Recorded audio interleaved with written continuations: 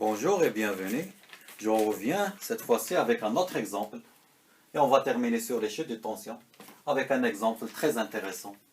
Il s'agit d'un poste haute tension, basse tension public alimentant un moteur triphasé de cosinus phi 0,8 sous 400 volts.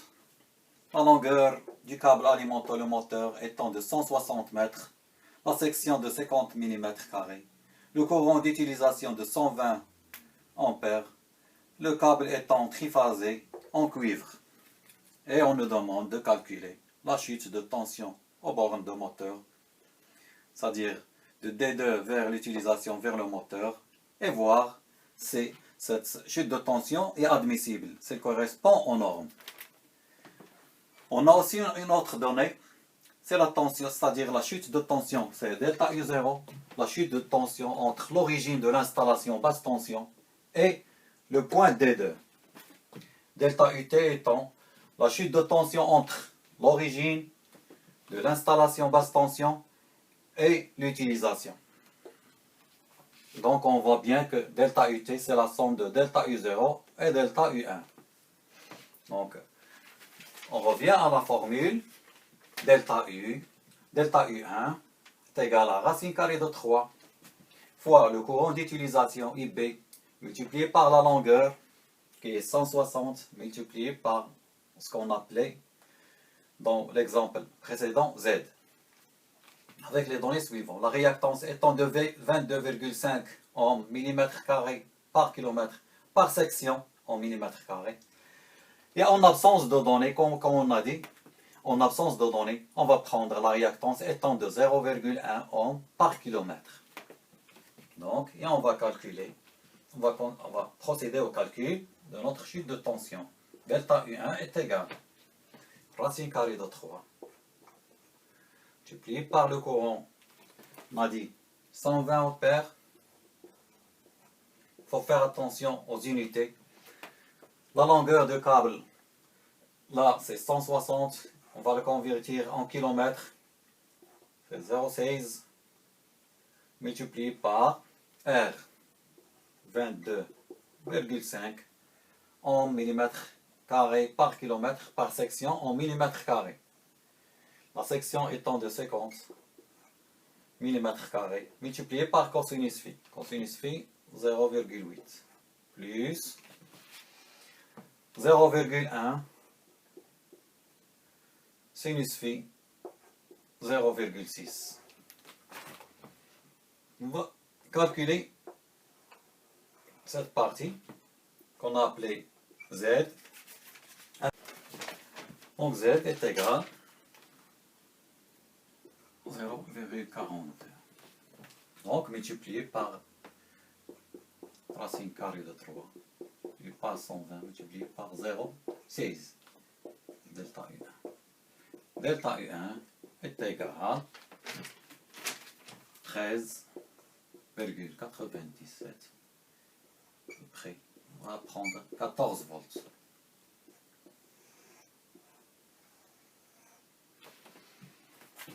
Il nous reste maintenant à savoir si cette chute de tension répond aux normes.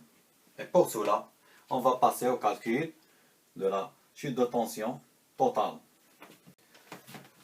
Donc j'ai reporté ici le delta U1 qu'on a trouvé, elle est de 14,14 volts. Donc on va passer, on va la chercher en pourcent. Delta U1 est égal. Donc on a dit 100 multiplié par delta U1 divisé par la tension nominale entre phases. Donc est égal à 100 multiplié par 14 divisé par 400. Donc delta U1 en pourcent est égal à 3,5%.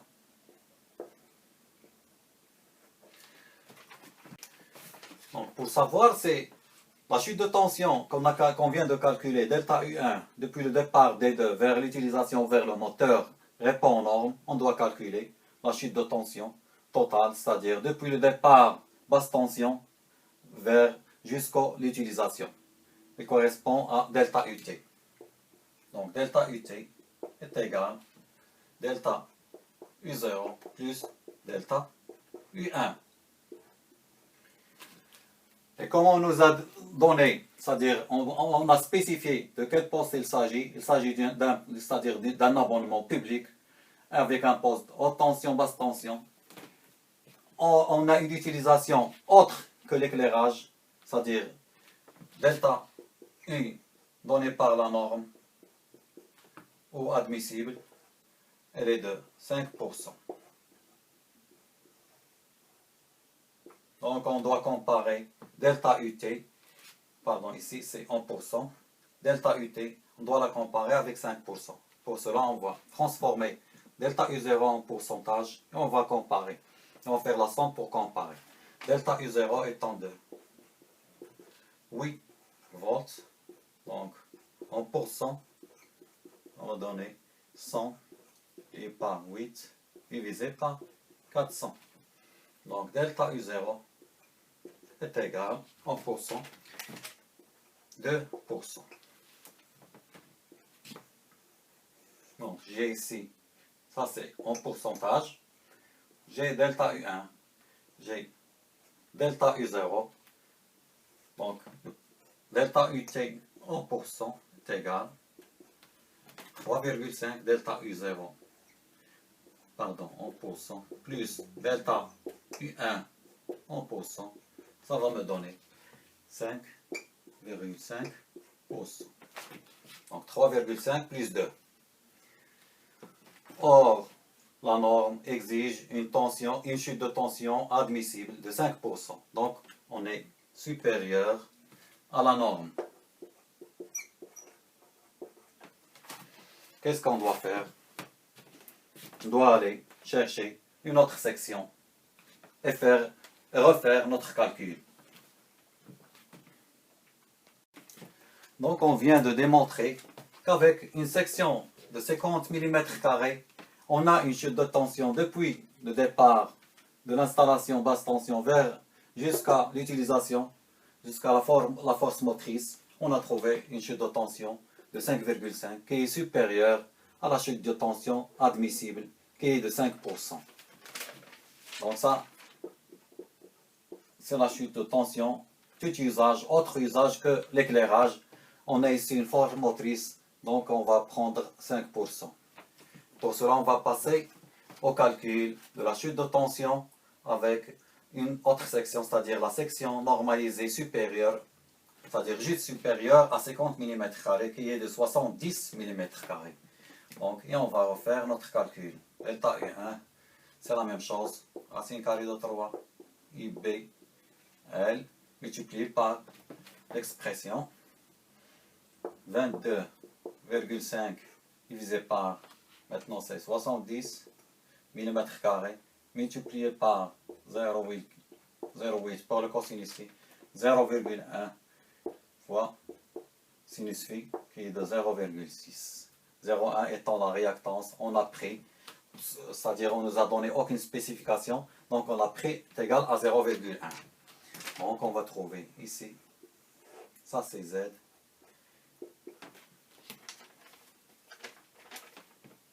« 0,317. Donc je vous donne ici, pour la première, c'est-à-dire pour la première section, j'ai noté le Z est égal à 0,42, rappelez-vous. Et ici, Z est égal à 0,317. Vous pouvez aller dans les tableaux, ces valeurs sont données par les tableaux des constructeurs et vous pouvez faire des comparaisons. Maintenant, delta U1 est égal à racine carrée de 3 multiplié par 120 et par 0,16, 0,317. Je trouve delta U1 est égal à 10,55 volts. Et je procède de la même manière pour calculer delta U total. Cette fois-ci, donc delta U total est égal à 10,55 volts. C'est delta U1 plus delta U0. Il est de l'ordre de 18,5 volts. En pourcent, delta UT est égal à 400 multiplié par 18,55 divisé par la tension nominale entre phases. Et on va trouver un pourcentage de l'ordre de 0,464%. Donc, qui est inférieur à la tension admissible, qui est de 5%. Donc, on a dit 5% pour un usage, c'est-à-dire autre que l'éclairage. Ici, on a un poste haute tension, basse tension, abonné public, et on a une force motrice de cosinus phi de 0,8. Donc, qui est inférieur à delta U admissible, qui est de 5%. Donc on peut conclure ici que la section qu'on doit prendre pour notre câble est de 70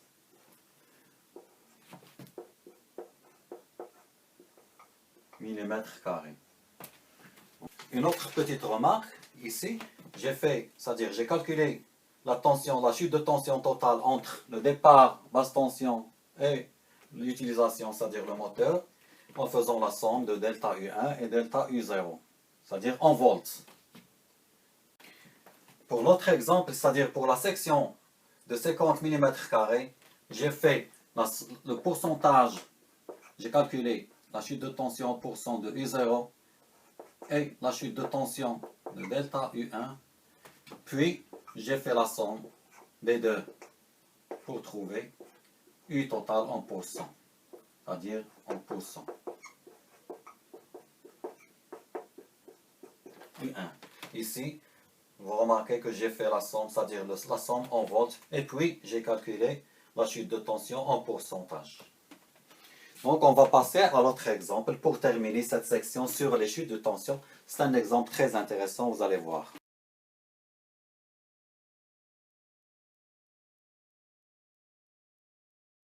On revient avec le même circuit que tout à l'heure. C'est un poste de transformation. Mais cette fois-ci, il alimente un abonné privé sous 400 volts. Le cosinus phi de l'installation étant de 0,8, on reprend les mêmes caractéristiques du câble, c'est-à-dire L est égal à 160 mètres, la section de 50 mm², le courant IB de 120 ampères, 5 câbles en cuivre triphasé, alimentant un moteur triphasé. Et on nous demande de calculer la valeur maximale cette fois-ci. Il n'est plus donné, mais on doit la calculer, on doit la chercher. C'est-à-dire chercher la valeur maximale admise pour delta U0, c'est-à-dire la chute de tension depuis l'origine ou le départ de l'installation vers le point D2, le point de départ vers le moteur. Donc, delta U0 est inconnu pour nous. Tout à l'heure, elle avait la valeur de 8 volts. Maintenant, on doit la chercher en pourcent. Qu'est-ce qu'on a comme données? On doit chercher tout d'abord delta U1. Donc, delta U1 est égal, la formule, elle est là, racine carrée de 3, multiplié par le courant IB, qui est de 120, multiplié par 0,16, toujours faire attention aux unités. Donc R 22,5 divisé par la section étant de 50 mm², 0,8 cosinus phi de l'installation plus 0,1 en absence de données. Comme on a dit, on prend 0,1 multiplié par 0,6. Donc, on doit trouver, on a déjà fait ce calcul, 14 volts. Donc, delta U1 en pourcent est égal à 3,5%. Donc, la formule, c'est 100 multiplié par delta U1 divisé par UN. UN étant 400 volts. Donc, j'ai ici delta U1. La question, c'est calculer delta U0. C'est-à-dire, depuis l'origine ici, jusqu'au point D2 du départ vers le moteur. Qu'est-ce que j'ai? J'ai delta UT est égal, si vous voulez en pourcent, est égal delta U0 en pourcent plus delta U1 en pourcent qu'on vient de trouver. Donc delta U0 est égal plus moins, pardon, c'est égal à delta UT moins delta U1. On est ici avec un abonné privé. On alimente un abonné privé avec un poste haute tension, basse tension. Donc la plage admise maximale, la plage maximale admise est de 8%. Puisqu'on nous demande de calculer delta U en pourcent maximal. Donc, on peut poser ici delta UT est égal à 8%. C'est delta UT, c'est-à-dire la chute de tension en pourcent depuis l'origine de l'installation basse tension jusqu'à l'utilisation ou jusqu'au moteur. Donc, on est ici à 8% puisqu'on est avec un abonné privé. D'où ce qui va me donner delta U1, pardon, U0 est égal 8. Ici, j'ai 8%. Ici, j'ai 3,5%. Donc, je dois trouver 4,5%.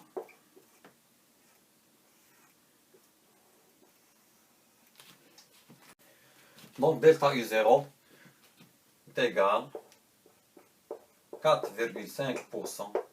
Et c'est le maximum, c'est la valeur maximale admise à ne pas dépasser pour cette tension, pour cette chute de tension entre l'origine de l'installation vers le point D2 départ vers le moteur.